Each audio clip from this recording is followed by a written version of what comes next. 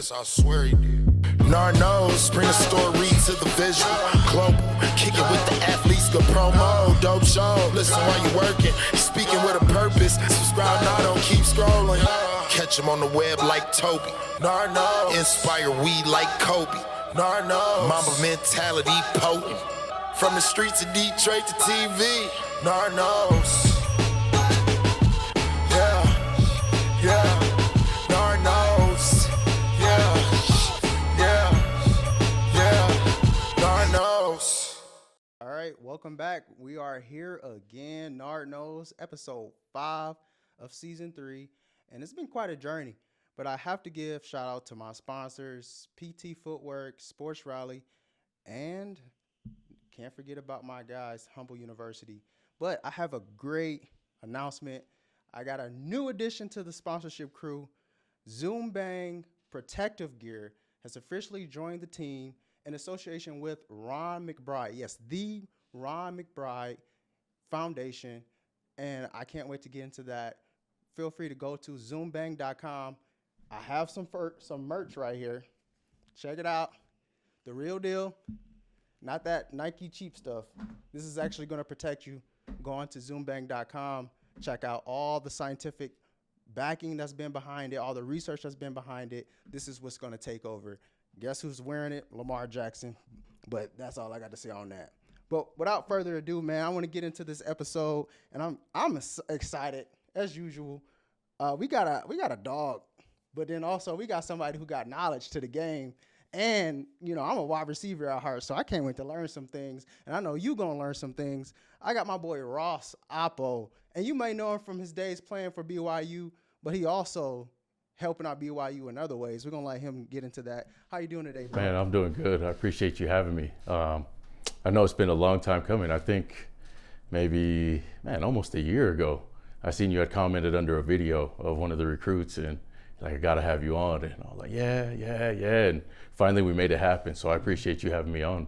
I appreciate you taking the time, man, because I know it's a lot of people who be trying to, you know, brand and network, and you just never know who to trust, who to take serious.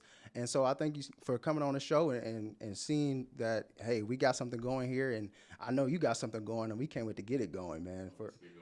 Hey, so first things first, man, how are you mentally, emotionally, man? You know, like, obviously we know your background, but, you know, Ross the man, how are you moving in the direction of life right now for you? Oh man, everything is good. Everything is how I want it to be. You know, we're not in full control of our lives, but everything I can control is going that way. Have my 3-year-old daughter. Have another daughter on the way in October 18th. Yep, another girl, and man, my family, it was all boys, and so to have 2 girls, right? It's just been a whole different story. And so, man, I can't complain. Life is good, business is good. Now in season, I start with my youth guys with training. Just finished up with the high school, college guys. So the youth is my favorite. Those guys, it's like a piece of clay, right? You get to mold these guys into, you know, who they want to be, the type of player they want to be. And so this is my favorite part of the time is in season. Get to watch football, get to train, hang out with my girls at home, and life is good. Man, you living a dream, I would say, for sure. Yeah, definitely. I look at it as a dream, definitely. When you first walked up initially, I was like, man, I couldn't imagine being in the corner, no matter what size, lined up against you on the goal line. I couldn't, and then you run routes. That's your gift. So you ain't just running a fade. You running whatever's given, whatever the call is. I couldn't imagine. Definitely. I was always like that. My coaches, they want to do the easy fade. I'm like, man, give me a comeback, right? Give me some across the back of the end zone. The deep ball, the fade, that was easy. But you know, I always prided myself on running routes as a taller guy, right? You know, tall guys they're typically, you know, tall, fast guys. Typically, they're just that deep threat. Give me a post, give me a go, and I'm just like, you know, that's cool, but there's more to the game, right? There's more to the game. So it took a lot for me to get to that point where I'm able to run routes. But once I got there, it kind of opened the door, you know, for some of my teammates that were tall, that could run. Oh man, maybe we don't just have to be deep, you know, deep threats. maybe we can run the slants, right? We can run the quick outs, and then catch it and turn it upfield, right? And so being able to run routes is what I prided myself on. And we're going to get into that. Starting in high school, you originally from Texas. We're going to get into the Texas atmosphere.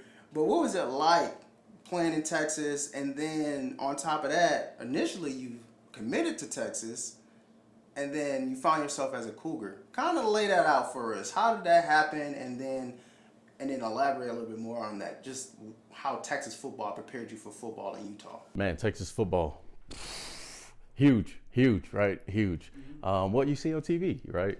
Oh, we're closing down the neighborhood, right? Closing all the shops. Everybody's going to the game. Friday Night Lights, right? Where I was from is more of a little bit like a city, right? And so a lot of people would come to the games. Everything would still be open, but nobody's at the restaurant, right? Nobody's over here, nobody's over there. The stadium's packed. The biggest game I ever played in, we played South Lake Carroll, and this was in the playoffs. Wasn't even a state game, just a playoff game. This was at the old Cowboy Stadium, 46,000 people. So I'm a freshman, right? I come out the tunnel, legs shaking, my hands, I'm just looking around. I never seen anything like it. And that was like my first wake up call to like, okay, this is Texas football. Even my Pee Wee games, 5th, 6th grade, crowds all around the field. It's crazy. And football really is life, right? It's like when people talk about Texas high school football or Texas football in general, the first thought that comes up is like, yep, that's one of the best states, right? It's a huge state. Football's everywhere. Coaches are getting paid 6 figures. When coaches are getting paid 6 figures in high school, right, that's a different ball game. I mean, film, practice on Sundays, right? That stuff other states, they wouldn't even fathom. Like, Sunday? No. I'm going to stay at home. I'm going to church, right? I'm going to hang out. I'm going to recover. No. When coaches are getting paid 6 figures, you are there, right? Like I told you earlier, right? Teachers taking pay cuts, teachers getting laid off, just to help the football program. And so, growing up playing Texas football kind of prepared me, not only to play football in college, but life in general, right? You mess up in front of 46,000, you got to deal with it. You do a good job, in front of 46,000. Now you got to handle what comes with that. And so growing up in Texas, playing football in Texas helped me a lot, not only with football, but with life. That's I mean, I can imagine just being, a young kid, 14, 15, 16, 17, and the pressure of just knowing that all the eyes are on you and you got to go perform. It's a game, but it doesn't feel like a game. So for you, Texas was the dream school, but obviously God has other plans. For you, what was that situation like? How did, like you said, football builds character. It helps you overcome obstacles. It helps you learn that you can only control what you can control. And in this situation, or committing to Texas, as much as you want to share, what was that like as a young person, as a young man, making that decision and going through those trials early on when you had a lot of promise coming out of high school as a number 13 overall recruit? Man, yeah. So growing up, like UT, everybody wants to play for UT, right? At the time, it wasn't A&M, it wasn't TCU, Texas Tech. It wasn't that. It was like, you got to go to UT. You got to go to Austin. And so when they offered me, and this was back in 2006, I want to say. So it's not like today where dudes are getting on social media, got my offer, man, my coach gives me a stack of mail, right? I'm opening. Oh, got an offer from Texas, right? Man, it was the best, one of the best moments of my life. My dad, he damn near passed out, right? Because we didn't have a lot of money. And so it's like all the work that I put in, all the sacrifice, all the time, it's like it paid off, right? And to know that I got a full ride to Texas where everybody wants to go, it was like a dream come true. And so once I got the offer from Texas, they would come out to practice, watch me. And then they ended up offering 3 other receivers. And so 2 of them played in the U.S. Army game with me. And then the other guy played in the Under Armour game. So there was 4 All-American receivers in that class that were all going to Texas. And to me, it wasn't, can I hang with the competition? Because they were all my boys. I knew all these guys, but it was just like needs and wants, right? BYU, I think Austin may have just graduated. They lost a few receivers, so it was like, we need you. And at the time, they brought in Jake Heaps, #1 quarterback in the nation. Kyle Van Noy, a good friend of mine. He was a 4-star linebacker and tight end coming out of Nevada. Former Lion. Yep. Former Patriot. Dude's a baller. He was going to BYU, and it's just like there were so many studs that were going to BYU, and at the wide receiver position, there was kind of nothing there. They needed something, and I was like, this makes more sense. I wasn't into the logos or anything, so for me to go like from Texas to BYU, why would you ever do that? Like, it's Texas, right? That doesn't matter to me. I just wanted to play football because that's what I'm going to school for. Don't tell my mom or dad that I'm going to school to learn, but no, I'm going to school. I'm going there to play football, and I'm not. I don't want to go there, have to sit behind this guy and this guy. Sophomore year comes up. All right, we'll give you a little bit of time. Junior year, senior year, finally time to play. That's not what I wanted to do. Jake Heaps at the time, he was the #1 quarterback in the country. He called me, hey, what do you think about BYU? Would you ever consider it? And I'm like, I don't even know where that is. Like, I'd never left Texas, and so I took a trip out here, seen the mountains, right? See some pretty girls, and I'm like, oh, okay, I like this. So I went to a camp. I came to the BYU camp my freshman year. I ran like an 18-yard comeback. Bronco offered me. After that, took my pads off, just walked around the rest of the time, just soaking it in. Utah was such a different place to me than where I grew up. And ever since then, I fell in love with it. And so like a year passed. I remember Jake, hey, are you gonna tell them? And I'm like, I want to, but I don't know how. He's like, just call them. And so at the time, Mac Brown was the head coach. Yeah. Ooh. Yeah, so I called Mac Brown, and he's like, hey, Apo, what's going on? I'm just out golfing. And I'm like, oh, not while he's golfing. Yeah. And so in my head, I'm like, I should just tell him I'm calling back. But, we were already on the phone. So I was like, Coach, I think I want to open my recruiting back up and take a look at things. And it was silent. And my stomach just dropped. He didn't say anything for like 5 minutes. It was just silent. He's like, do what you got to do. Talk to me later. And then he hung up. And that was it. Wow. Yeah. That's crazy. It's tough.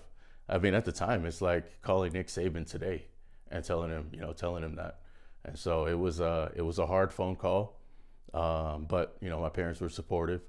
I just knew what I wanted to do, and I wanted to play football right away. And BYU for me, that was the best route. Like I said, the QB that was coming in was the #1 QB. We had a few 4-stars coming in to BYU. This recruiting class was different than any other they've had. And so it only made sense to me. Only made sense. Yep. Wow, man. Wow. And so now whenever you watch TV and, Mac Brown's, he's mentioned a lot, especially around college season. And that probably triggers you a little bit. Like, it takes you back to that phone call. Yep. When you see his face on TV or what have you, or someone's interviewing him on E60 or something, and there you are, just bringing him back to that time. Yeah, I mean, today, it doesn't bother me as much, right? You see Mac Brown on TV, I'm like, I know him, right? I tell my daddy knows him. I get to tell my, daddy turned it down. But yeah, it was a pretty crazy little recruiting story for me. Wow. Yeah. That's probably one of the best recruiting stories I've ever heard. No one's ever. Nard Knows first time having somebody that turned down Mac Brown on a scholarship offer. Man, must be nice. Must be nice. And so you proceed and become a Cougar. What is, or probably still is, the best moments that you had as a Cougar on and off the field? I mean, you were the FBS Independent Freshman of the Year back when they were independent. What was that feeling like to receive that recognition as a freshman? And then, what were some of the best moments that you shared? So one of my favorite moments, a couple of my favorite moments, was my freshman year. We were playing Ole Miss, right, SEC, and I don't think we were favored. Matter of fact, they were supposed to kill us, and that was the game I had my first touchdown. And it was just pretty crazy, being playing against the SEC team, a rowdy crowd. I mean, Ole Miss, right? There's a lot of tradition there. There's definitely a lot of football there, and for the current team that I was playing with, right, we were just full of white boys, and so we came in and they're running their mouths and this and that, and as they should, right? A bunch of white guys. And so we came out, boom, I lined up, coach dialed it up, like, let's hit them with the post corner. My favorite route besides the comeback, right? So we were down on like the 20, I believe. And the guy guarding me was their best DB, their best corner. Boom, hit him with the post, he took off, boom, came back to the corner, wide open. The ball's coming to me. I'm not thinking anything else but touchdown and what's going to happen after this game.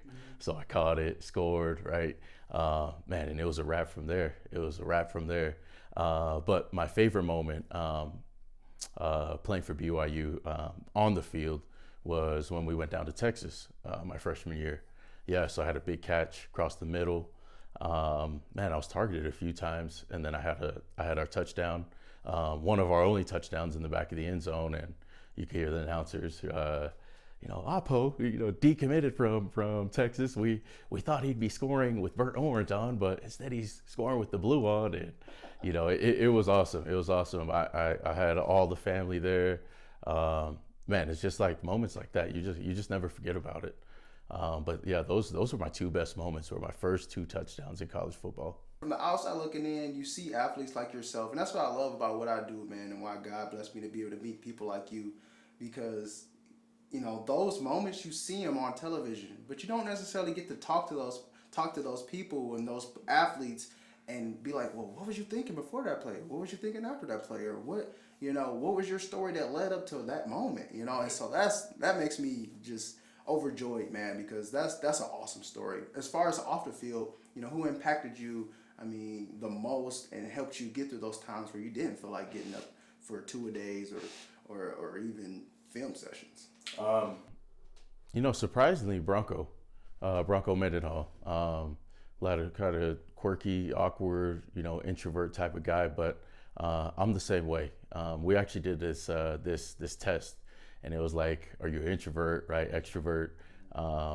And our charts were so close. Like the chart, it looked almost the same.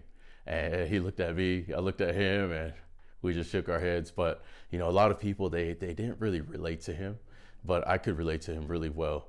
And since he could relate to me, he knew how to like draw things out of me. He knew how to get things out of me. When I was in a funk, he wouldn't come and yell at me or try to tell me stories. He's like, Ross, just do it. You know why you're here, just do it, right? And that did it for me, right? Other coaches like, what are you doing? Like, straight. And Bronco, he definitely had a huge impact on me. He's one of the reasons why I wanted to come to BYU. And he's the reason that a lot of people didn't want to come to BYU. But for me, Bronco Mendenhall, he had a huge impact on me, just because we were so alike with our personalities, and he just knew he knew not how to treat me, but how to bring certain things out of me. Yeah. Okay. And do you feel like he had that effect on other players, your teammates? My question is this: what about Coach Bronco that a lot of people don't understand, that during your time he probably was mostly misunderstood about? So he's super intelligent. Like he is really smart. He's a good critical thinker, and he was able to pull like potential out of all the guys. Some of the guys, they might not have liked the way he did it, but he was able to kind of tap into it and bring it out of every player. As far as the guys that I hung out with, like Kyle Van Noy, Cody Hoffman, Jay Keeps, those guys, Jordan Pendleton, those guys all love Bronco. I think Bronco does a podcast too, and he recently just had Kyle on it. Yeah, and Kyle, he said the same thing. Like, we were a little skeptical at the beginning, but now that I look back at everything, like, Bronco, you were the man. Like, you did it, and you just didn't know at the time, but you really made us into who we are. And my favorite part about Bronco is, for him, it wasn't always football. It was like life. So when we go into team meeting, the first question, how are you? Right? Oh, I'm good. Good as in, right? I did some homework. I just, I didn't get enough sleep. Why didn't you get sleep? Right? And so he really wanted to know, how we were doing as people and not just football players. And I think that relationship is major. And I think there's some coaches that, honestly, sadly, could care less, right? Are you producing for us? No, then go somewhere. If you are, cool, then hang around. I'll kind of give you a little bit more than this other guy. But Bronco, he kept it, life outside of football, life at home, and then football. And that's what I appreciated the most. And that's why I enjoyed him as a coach. Okay. Yeah. Have you, I'm sure you have some type of relationship with current coach Kalani Sitake. How would you compare him, just based off of what you know, to your former coach? So Kalani's my family. His dad is, Tomasi, his dad is my, I think, grandma's brother. Oh, we were just together 2 nights ago at a family function. So we're family. So the way they differ is like, Kalani's more outgoing, right? He's not afraid to do his dances on the field. I don't think anybody's seen Bronco dance on the field once, right? He probably danced like twice in the locker room after big wins, and that was like shocking. If we had phone, if we had like Instagram or anything, Twitter at the time, I bet it would have went viral. But that wasn't it back in the day. But Kalani's just a little bit more outgoing. He's a people person, extrovert, and we could see it. Every time he's on TV. He's either, hyped up with the fans, doing something with them. It's just a little bit opposite than Bronco. Now, I haven't been in like a team meeting setting with Kalani to know like how is he as far as like a coach in the meeting room. But, as far as what we see on the outside, those are the two ways that I see them differing. Okay. Wow. So that's your relative. Wow. Okay. Yep. I don't know how I missed that note. Yeah. And so I gotta ask, now in the Big 12, how do you think they'll fare? How do you think the adjustment will be? They have Texas on the schedule this year. That's kind of nostalgic for you if you were to watch that game. For you, what is your take on all the exchange between teams? You got West Coast teams going to technically East Coast conferences is weird. I'm originally from the Midwest, so seeing USC and UCLA go to Big 10, it's like, what, huh? Yeah. For you, BYU going to Big 12, which is Texas country. Mm-hmm. What is that like for you, hearing those news? I thought it was pretty cool. Buckle up, for real. Buckle up, because it's a whole different ball game when you got guys that need football. And when I say need football, it's like, if this doesn't work out, what's next, right? And nothing against BYU, right? But it's like there's a lot of guys on the team that football doesn't work out. Dad got a lot of money. We'll just plug into the family business. Yeah. We'll be good after. But when you're playing against somebody that doesn't have anything but this, it's a whole different ball game. These dudes will die for it. Mm-hmm. Dudes running with broken legs out there if they need to. And so, to see that week in and week out, I think it'll be an adjustment for those guys. Now, I don't think it's impossible. Kalani's done a good job at recruiting, bringing guys in from all over. And I think, that he did that for the purpose of, being able to compete against these teams.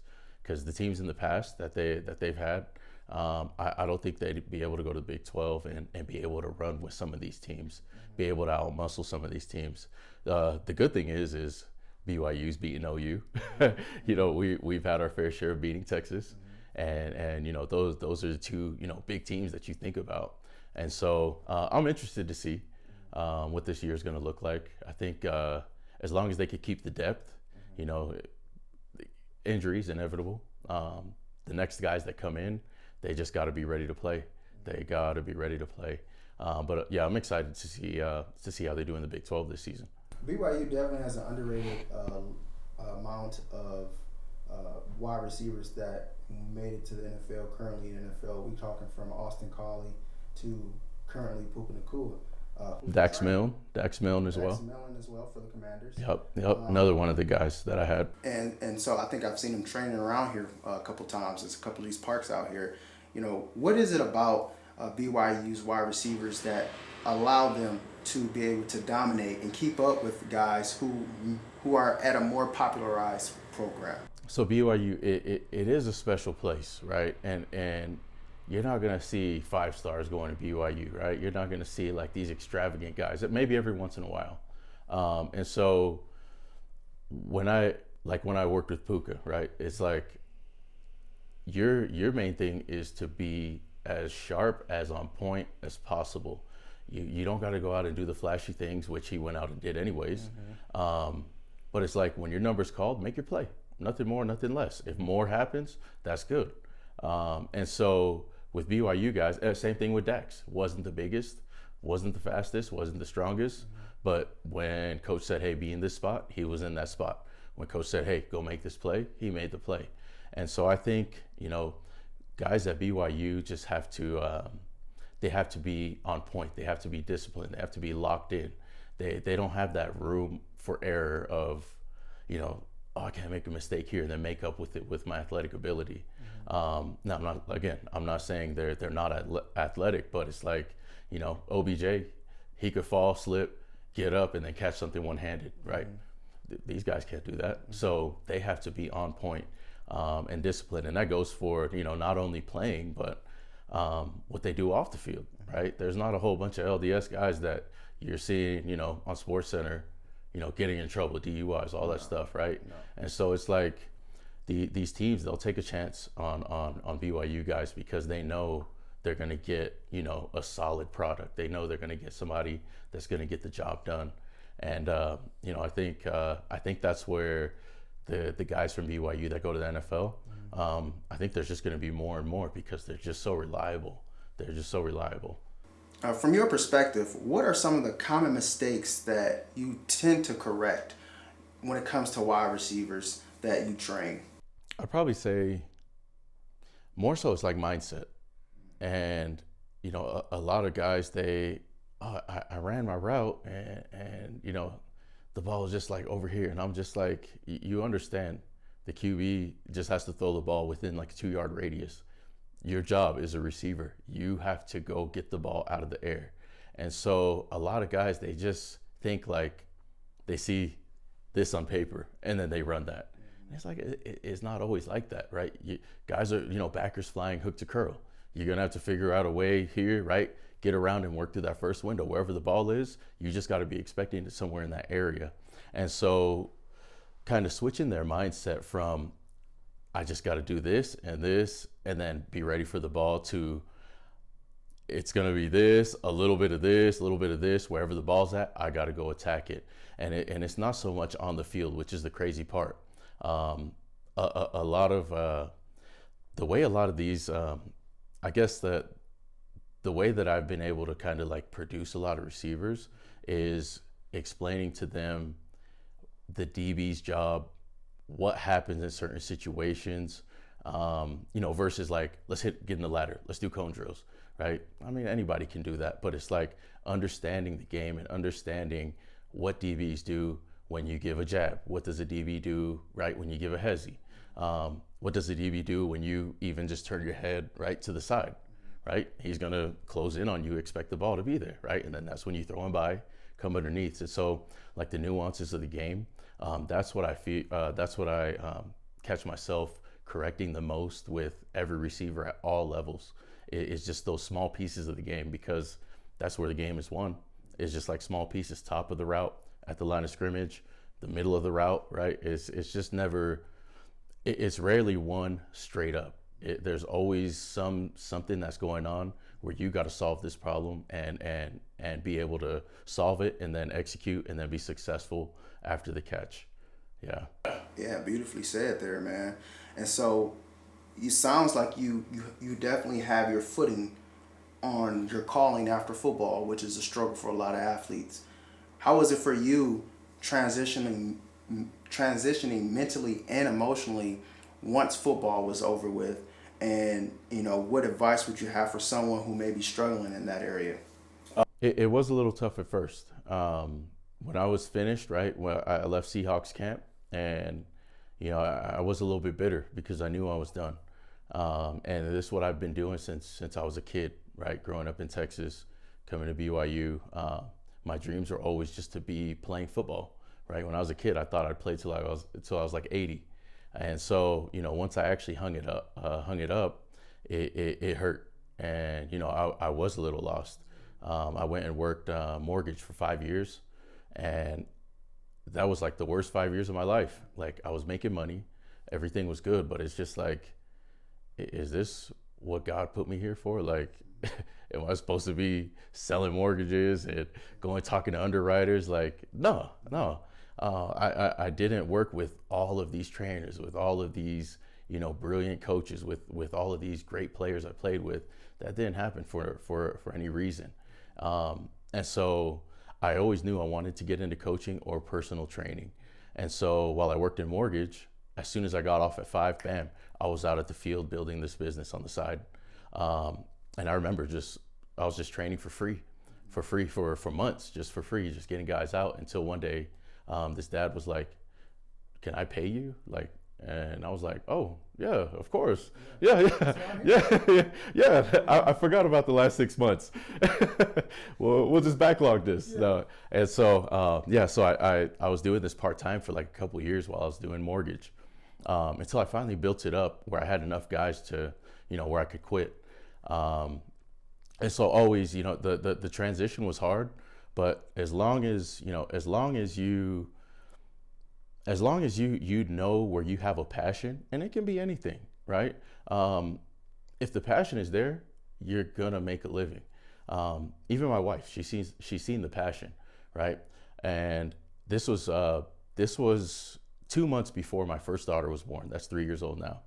I went to my wife and I said, I'm gonna quit my mortgage job to do football. And I was just like, duh. Yeah. Yeah. And she said, "Oh, that's fine. That's perfect." Wow. Because she knew that my passion was in it. She's came out to the field and seen the difference. I mean, she sees texts all the time from parents like, "My kid hasn't come out of his room for 2 weeks. I don't know what you told him, right? Here's a chunk of money. Thank you so much. Like, I know the money doesn't repay, for what you did for our son, but this is the only thing we can do." And she sees that stuff, and so she was all for it. And I'm like, "Oh, okay." So yeah, next day, boom, went and quit. My daughter was born 2 months later, and then ever since then, I've been doing this job full time. Wow. Yeah. So if I had any advice for guys that are finishing football or deciding to hang it up, man, what's your passion? What do you love to do? And go do it. It's gonna be scary.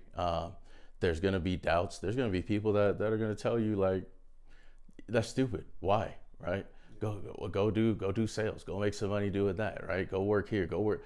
You're not gonna be happy doing it. And if you're passionate enough about what you love to do, the money that's just gonna come. That's gonna come. And that's my best advice. I wish I would have known that the day I hung up my cleats. I wish I would have known that. Wow. Yeah. Wow, man. That's impactful, influential. That's awesome, man. And that's going to touch a lot of people more than both of us would know, man.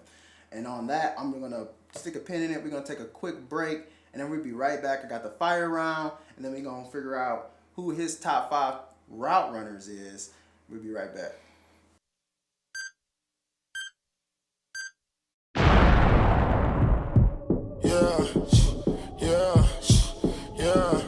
Nard knows. Yeah. He manifested this, I swear he did. Nard Knows, bring the story to the visual. Global, kick it with the athletes, good promo. Dope show, listen while you working. Speaking with a purpose, subscribe now, don't keep scrolling. Catch him on the web like Toby. Nard Knows, inspire weed like Kobe. Nard Knows, Mamba mentality potent. From the streets of Detroit to TV. Nard Knows. Yeah. Nard Knows. Yeah.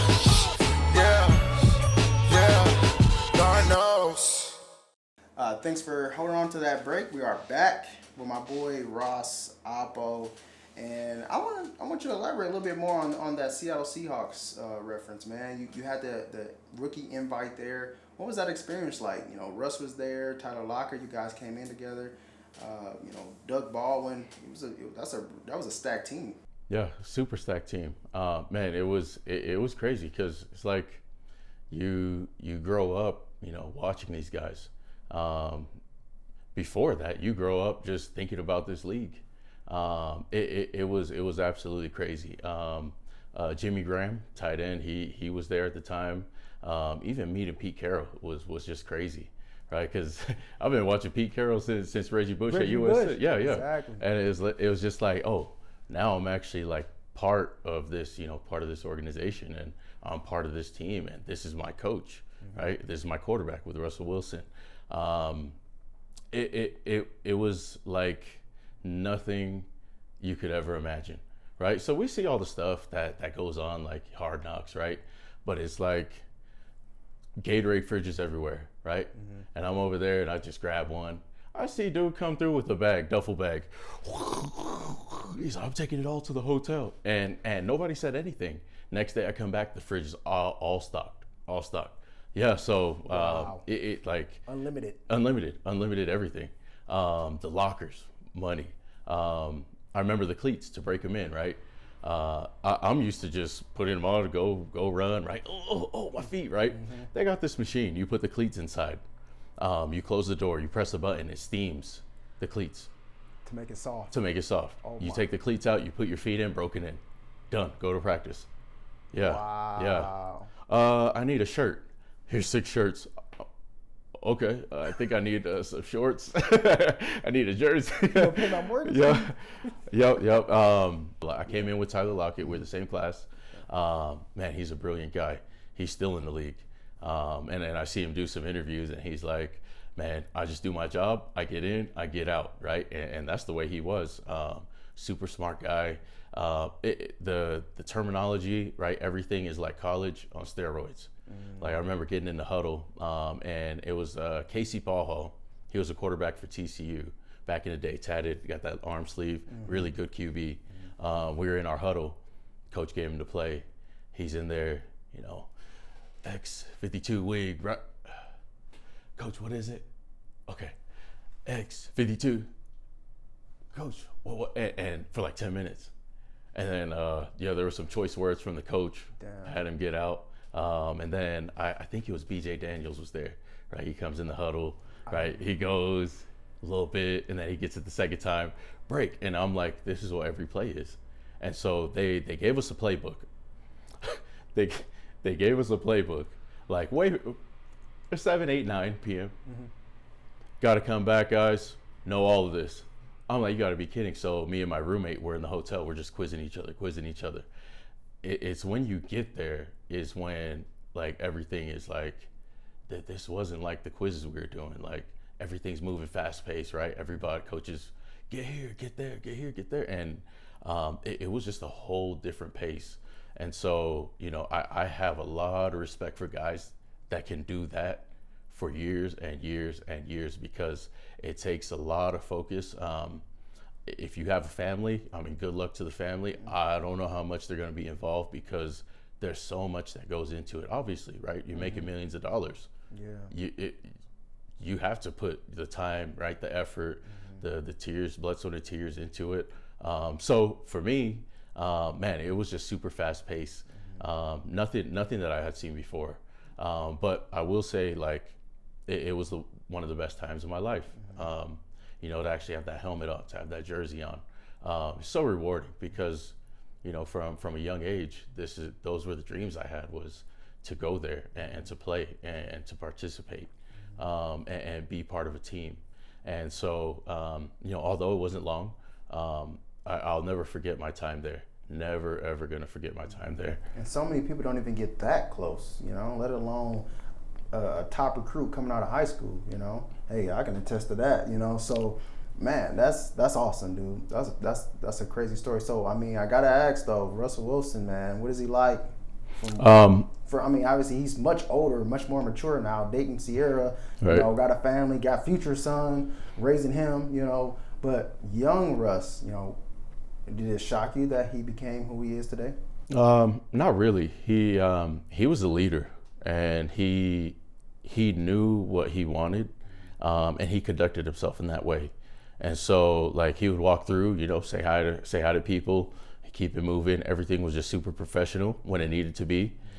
He had a good feel of when to turn it on and like when to like turn it off and become a regular human, right? Rather than Russell Wilson, the football player. And that was the most impressive part to me about Russell is he was just a natural born leader. I know some things lately haven't been right. I'm like, what is that about? It's crazy because I see man, Russell's getting cussed out by his teammates and this and that and I don't know, but it wasn't that way when he was in Seattle. He was such a leader. Now I'm just finding out like Sherm, all those guys, they kind of didn't like him there. Yeah, KJ but Wright. Yeah, at the time you couldn't tell. You couldn't tell at the time. I was like, man, Russell Wilson is really that guy, like well respected. He wasn't going to go out and do anything crazy. Was where he needed to be when he needed to be. There early, leaving late. He's a really good person, And so it's funny now because Jake Heaps, he does a camp, the Russell Wilson Passing Academy, and so he'll fly me out there sometimes to do it, and Russell will be working out. And it's just funny to kind of go full circle to, now we're back to this. And so I think once Russell, he retires, right, he's going to be doing that camp. I'll be helping out with them. And it's just kind of funny how it all works. Man. Yeah, I know what he's doing. Yeah, definitely I know what does. he's doing, for sure. Yeah. All right, so let's get into this this fire round, man. We know the 2-minute drill. You've clearly mastered that. But this is 30 seconds. We're going to do 30 seconds here. And you just try to answer as many questions as you can, as fast as you can. Okay. All right, so we're gonna hit the clock. Boom. First question: post route or corner route? Post. Cameron Johnson or Randy Moss? Randy Moss. Coach Bronco Mendenhall or Coach Kalani Sitake?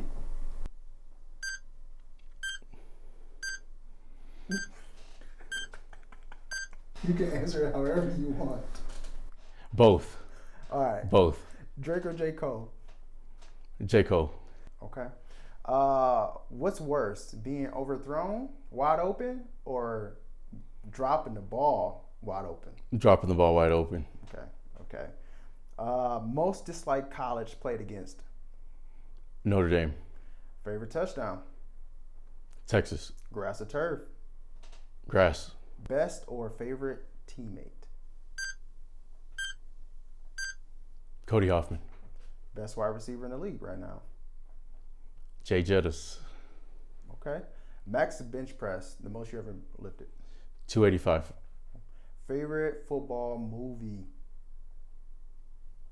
Remember the Titans. Favorite NFL team? Raiders. And who's your GOAT wide receiver? Jerry Rice. Okay. Nice. Some tough questions you threw out over there. Yeah, There's a man. few of them. Yeah, tough. I do my research, Few man. tough I do ones. my research, and then I like to have a little fun on the end, Perfect. So, give me your top 5 route runners in the league. Don't necessarily have to be the best receivers in the league, but from your perspective as a true wide receiver and wide receiver coach. In the league? In the league right now. Okay, so not just anybody. In the league right now. Cooper Kupp. Diggs. Man, I got to go with my guy Puka. I got to go with him. I got to throw him in there. Ain't nothing wrong with that. It's fine. It look easy yeah, right now. he is. Like Devontae Smith. I know there's some guys I'm missing. Man, what's his name? was with the Cowboy. Coop. Amari. Amari. I was just watching some Amari. footage of him too. Yeah. Not too long ago. His routes are so crazy, and the way that he dropped his hips is crazy. In between routes, I saw him run a sluggo route, and he made it look so easy. Yep.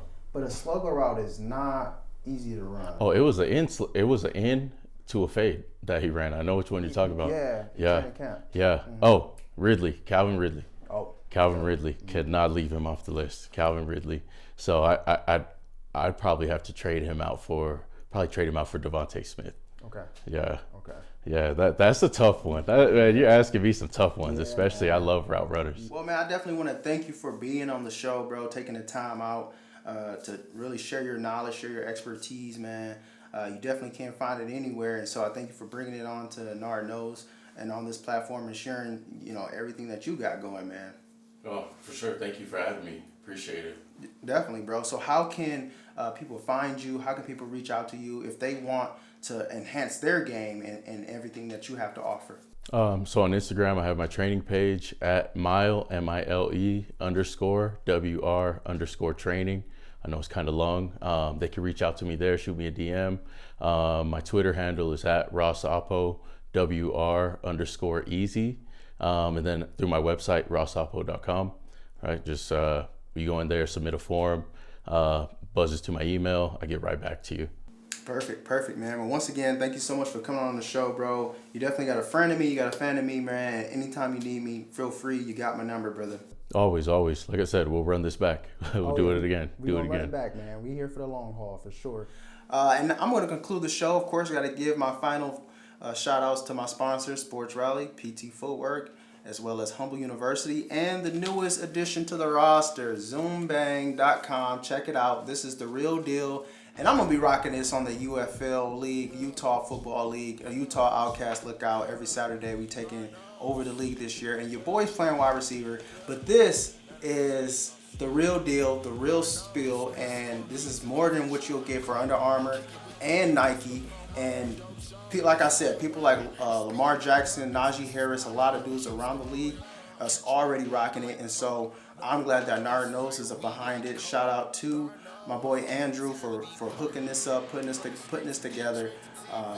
ZoomBang.com, ZoomBang in association with the Ron McBride Foundation. God is moving, and so I'm thankful for that. And I'm thankful for you. See you next episode. Nard Knows.